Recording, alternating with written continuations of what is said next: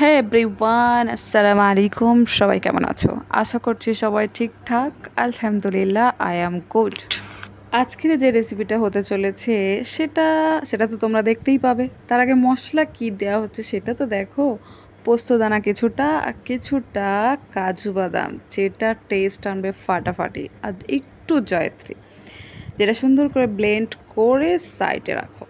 তারপরে তোমার বর যে চিকেনগুলো নিয়ে এসেছে, যতটা পরিমাণে নিয়ে এসেছে, এবং সেই চিকেনটা ম্যারিনেশন করার জন্য দইও নিশ্চয়ই আনতে বলেছিলে বরকে, সেটা দিয়ে সুন্দর করে ম্যারিনেশন করো। ঘরে টুকটাক যা মশলা আছে সেটা দিয়েই চলে যাবে, সমস্যা নেই। ওকে। আর হ্যাঁ, মাখা ঝগড়াটা খুব ভালো করে করতে হবে। যদি তোমার হাত জ্বলে তাহলে এই কাজটা বরকে দিয়ে টুক করে করিয়ে নেবে, ঠিক আছে? তারপরে চিকেনটাকে সুন্দর সুন্দর সুন্দর করে মাখাঝোকা করে পেঁয়াজ ফ্রাই করো। তার ভেতরে কিছু গরম মশলা, তেজপাতা, এগুলো পেঁয়াজের মধ্যে দিয়ে ফ্রাই করে নাও। ওর ভিতরে চিকেনটা দিয়ে দাও। চিকেনটাকে সুন্দর করে ভালো করে কষাতে থাকো, কষাতে থাকো, যত কষাবে তত মজা। ওকে। তারপরে আদা রসুন দিয়ে দিয়েছি। অনেকক্ষণ একটু ভাজার পরে আদা রসুনটা দিলাম। একটু দেরিতে দিলে পুড়ে যাওয়ার ভয়টা খুবই কম থাকে, কারণ আদা রসুন দেওয়ার সাথে সাথে লাগতে শুরু করে। এটাই হলো সমস্যা। অনেকক্ষণ ধরে নাড়াচাড়া করতে হবে, করতেই হবে, কারণ খুব ভালো করে কষাতে হবে। সেই সময় যদি তোমার হাতটা খুব ব্যথা করে তাহলে বর কেন আছে? ওকে। তারপরে ব্লেন্ড করে রাখা যে কাজু পোস্ত পেস্ট যে সাইডে রেখেছিলে, আর সাইডে রাখার দরকার নেই, এবারে এর ভিতরে দিয়ে দেওয়ার পালা। ওকে। আমি দিয়েছি আমার আন্দাজ অনুযায়ী, টেস্ট অনুযায়ী। সো সেটা তোমাকে বুঝে নিতে হবে, পুরোটা কিন্তু দিইনি আমি একেবারেই। আবার নাড়াচাড়া করো, নাড়াচাড়া করো, নাড়াচাড়া করো। তারপরে ঢাকনা দিয়ে কিছুক্ষণ, 10 মিনিট সুন্দর করে ধীরে আঁচে পাকিয়ে নাও।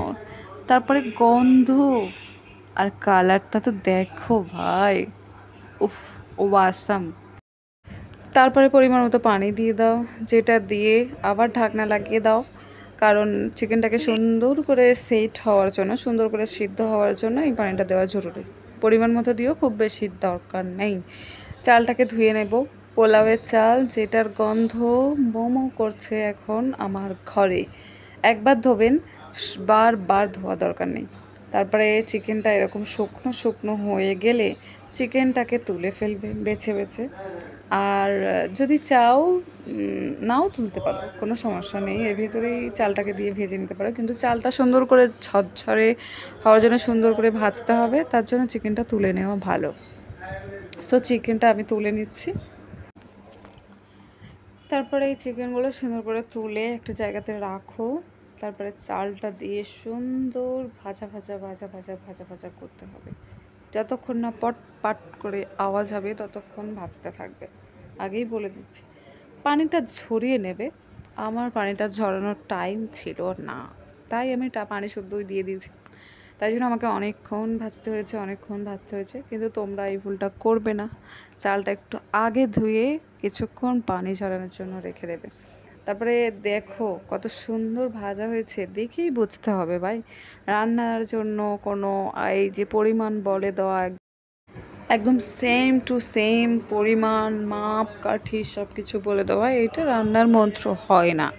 রান্না যে পারে তার জন্য এতটুকুই এনাফ। কি কি দিতে হবে, কতক্ষণ পর পর দিতে হবে, কতক্ষণ কুক করতে হবে, দ্যাটস ইট। সো এতটুকুই জানলেই হবে। যারা নতুন তাদের জন্যও বলছি, সাহস করে রান্না করো। একবার ভুল হবে কিছু, যে একদম মাপকাঠি দিয়ে দিলাম, আপনার মাপকাঠি অনুযায়ী রাঁধলে একদম ঠিক হবে এরকমটা না। শুধু একটা জিনিস টুকটাক, যেটা চাল যদি 3 কাপ নাও তাহলে পানি 6 কাপ, এরকম। এটা ঝরঝরে হওয়ার একটা সুন্দর ট্রিক্স। এই তো, এরকম ছোটোখাটো টুকটাক কিছু জানলেই হবে। আর রান্নার জন্য অনেক কিছু লাগে না ভাই। সুন্দর কিছুক্ষণ ঢাকনা দিয়ে রেখেছিলাম। এরপরে আস্তে আঁচে রাখবার জন্য রাখতে হবে। কিছুক্ষণ একটু নাড়াচাড়া করে দিলাম, একটু লবণ টবণ ঠিক হয় কিনা এই সময় একটু টেস্ট করে নেওয়া ভালো। কিছুটা আমি তুলে নেব, এর মাঝখানটাই আমি চিকেনটা দিয়ে দেবো। সো এই যে কিছুটা তুলে রাখছি।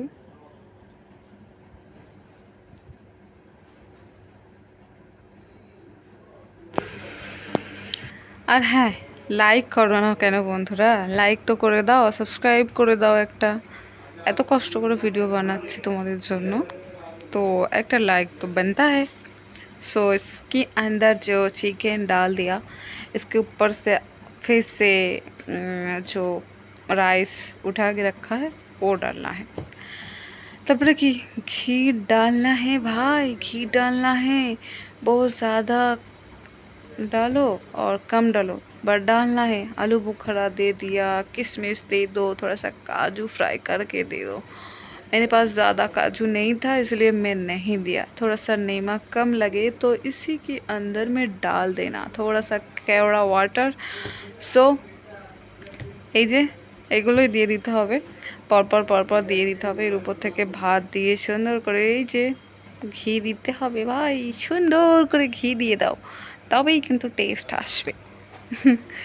ভাতটা দিয়ে দিলাম, ভাতটা সুন্দর করে ঢেকে কিছুক্ষণ আবারও রেখে দিতে হবে। তাড়াতাড়ি হয়ে গেল। এত সেন্ট, এত সুন্দর খুশবু বেরোচ্ছে, যেটা দাঁড়িয়ে দাঁড়িয়ে আমাকে আর রান্না করতে ইচ্ছা করছে না। সো বন্ধুরা, তোমাদেরও যদি দাঁড়িয়ে থাকতে থাকতে ইচ্ছা না করে তো চিকেনের একটা পিস তুলে রাখবে সাইডে, সেটাই খেতে থাকবে আমার মতো।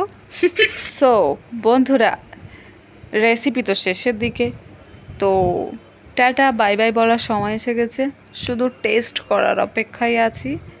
সো একটু সার্ভ করে দেখিয়ে দিচ্ছি তোমাদেরকে, তারপরে তো আমি হাহা। তো সবাই খুব ভালো থেকো, দ্বিতীয় ভিডিওর জন্য অপেক্ষা করতে পারো, আর সাবস্ক্রাইব করে রাখো। দ্বিতীয় ভিডিওর জন্য অপেক্ষা তাহলে করতে হবে না, ঠিক পৌঁছে যাবে তোমার কাছে একদম সময় মতো যখন আমি ছাড়বো। তো টাটা বাই।